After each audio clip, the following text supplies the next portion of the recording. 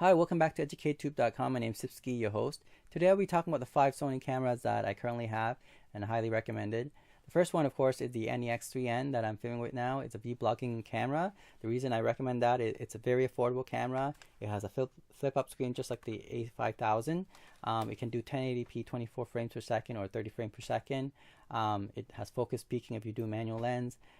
Pretty much a basic vlogging camera if you're coming from Sony. But I highly recommend you get the kit lens, the 1855 mils.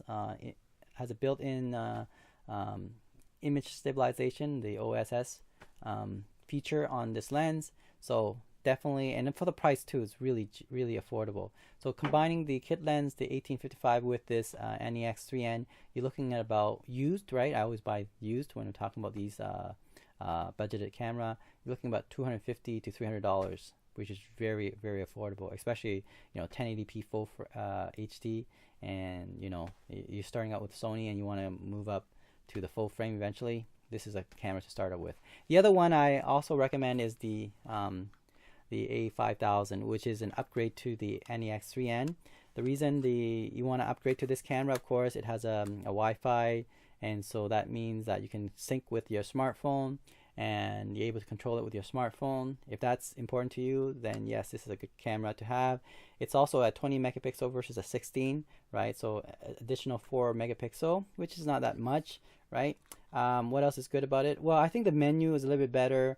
I think they have more feature in this camera than the NEX3N, but it's going to cost you a little bit more. Maybe if you buy used with a kit lens, you're looking about maybe $350 to $400, maybe $100 more than the NEX3N with its kit lens, right? So if you can afford it, go for the A5000, then you're fine. If you can sell the body, keep the kit lens, and that's fine, okay? So these two I highly recommend for vlogging because of the flip-up screen. Now I don't recommend the A6000 for vlogging because it doesn't have a flip-up screen, and that's too bad. Sony, you look at their camera lines, there's only a few camera that's good for vlogging, right? The A5000, the NEX3N. Now there's a 5N as well as a A5100 I used to own. I don't recommend that one because I had an issue with them regarding overheating issue. It overheats after maybe 20 minutes of recording. I'm not saying that the 3N or the A5000 doesn't overheat. It does for me, but it's only after maybe an hour of video filming, okay? So I do come to issue with this after I do a long take. However, most of my video recording is less than 30 minutes, so I'm okay with that. So this is why I would recommend the 3N and the A5000 and not the 5N and the A5100. Because I had experience with it. Not good for if you're doing a long take. Now there's the other 3 professional camera I highly recommend. The first one is my Sony A7S II. This camera is actually, I repurchased this camera used for half the price but original cost, and the reason I repurchased it, I had it before and sold it off and I missed it. I bought it again. The reason I want this camera is because of its low light capability. It has all those features, the 4K, the 120 frames per second, the S-Log 2 and 3, etc., right? Now the Sony is coming with the A7 III, which you have to buy. Probably want to go with that one.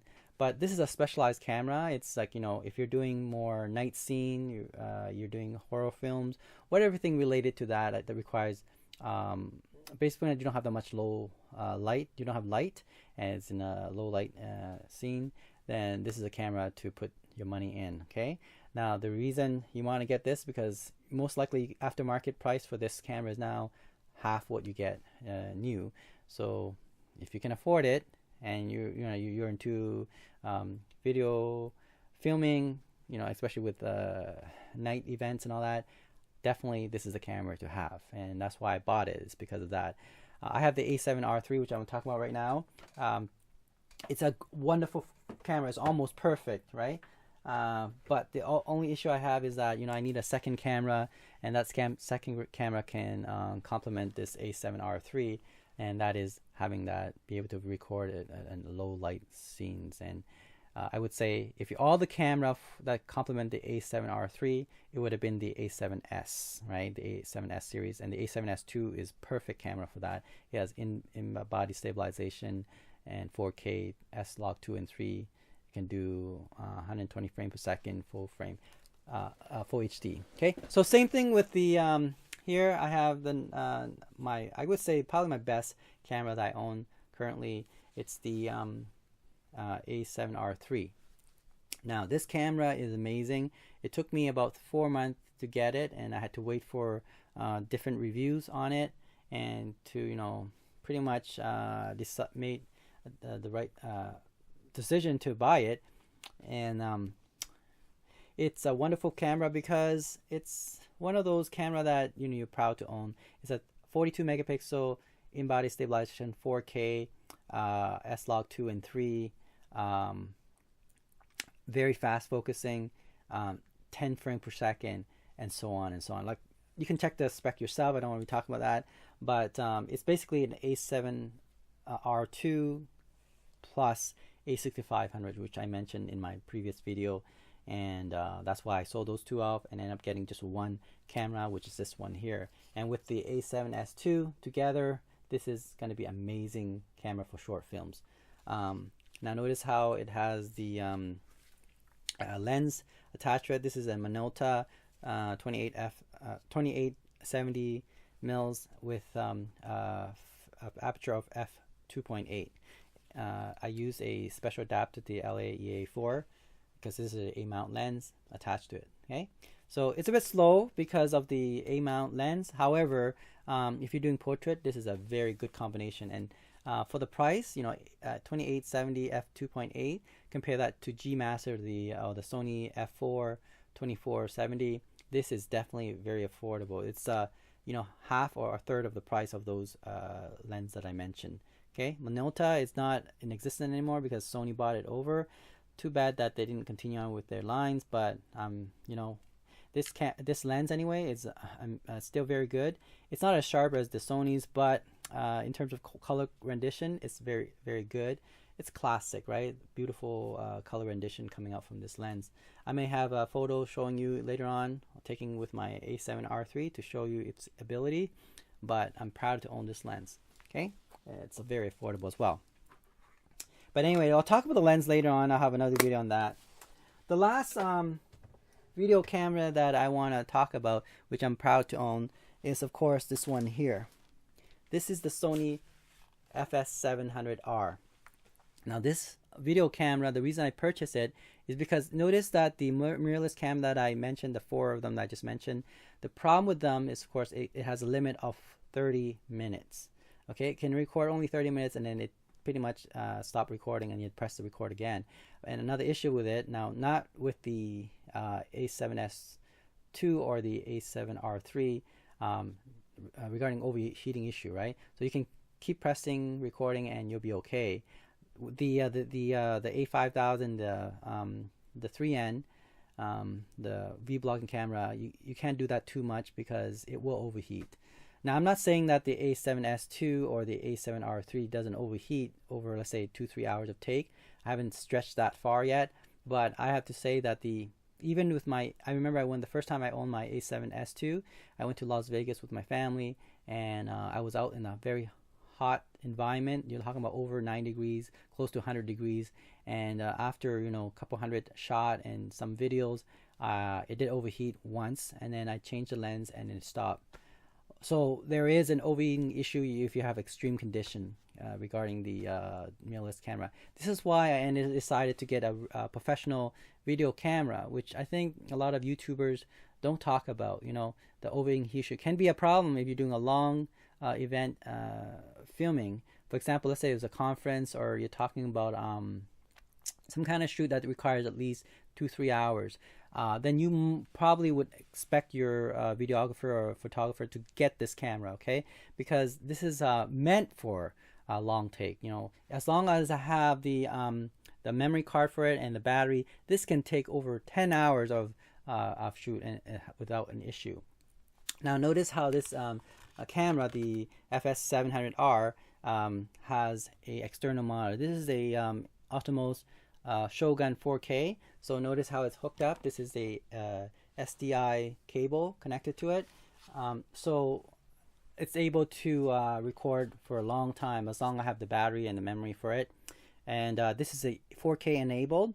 Now with a Sony A7 FS700, initially when you bought it, it's not, so you have to upgrade it. So make sure when you buy it used that it say that it has upgraded its software to 4K enabled, right? The sensor is 4K, but you have to upgrade the internal software so that it can be 4K recording capabilities, right? This camera, even though it's at least I think it was made 2012, but because it's has a technology that is still used today, the 4K sensor, it's still relevant to even 2018. Notice how it's with 18105 APS-C lens here, the f4. This is a Super 35 sensor camera, and the reason I like this camera, other than it can record for continuously, it's dedicated with the button feature. Look at all the buttons here, right? All there for you, so you can press on it quickly, access all these features. And in addition, it has a screen that you can flip up and rotate. Now I wouldn't use this screen because it's quite small. This is why I have the external monitor, but it's good to know that it have that. And the audio is amazing because it has 2 XLR audio that you can hook up a professional microphone onto it.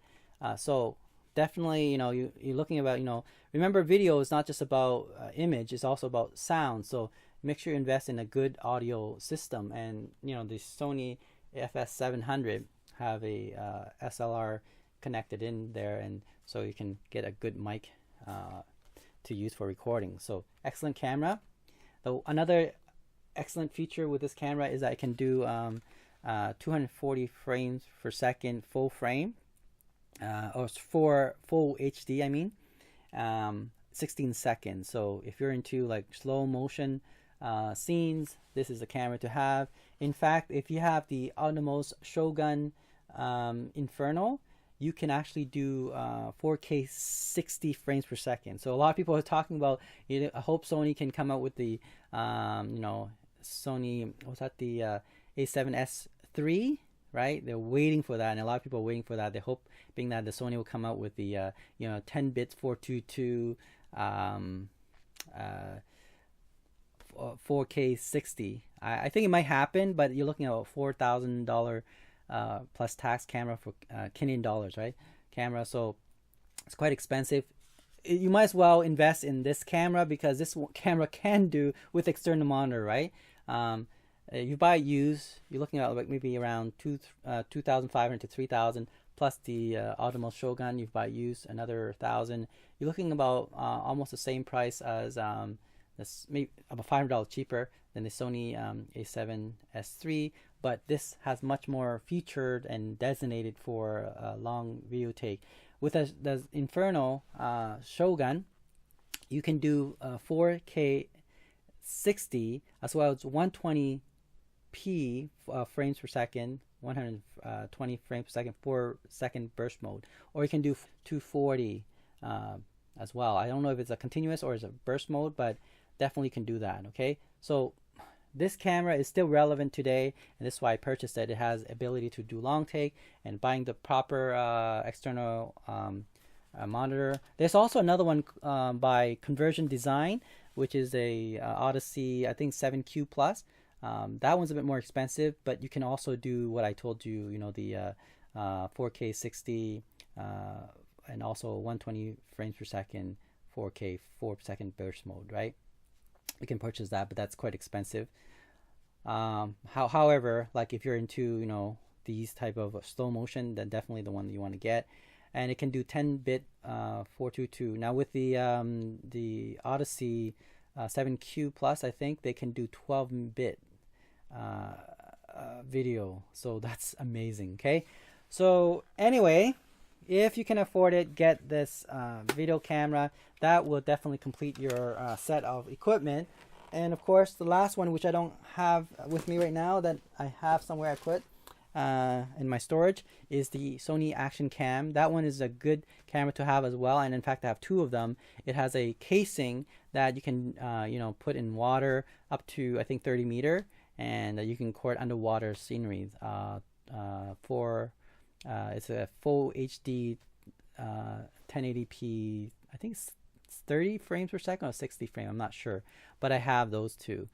So if in case I want to do a scene that's involving water, diving into water, whatever it is, I have it there. So pretty much I think I have 6 camera. I just mentioned, right? Not 5, but 6 camera that pretty much cover all sceneries, right? Including the aerial shot. I have the Mavic Pro that I can do an aerial shot as well. So all the shot that I can think of, I have the camera for. So I think I'm ready to do my short films. So hopefully in the next few months, maybe summertime for sure, I'll come up with something for you guys to see. And you can journal with me to see what I'm gonna make. Thanks for watching. EducateTube.com. And by the way, next time I'll talk about the lens I have. I don't have that many, but I have one that I think is important and it's gonna be useful.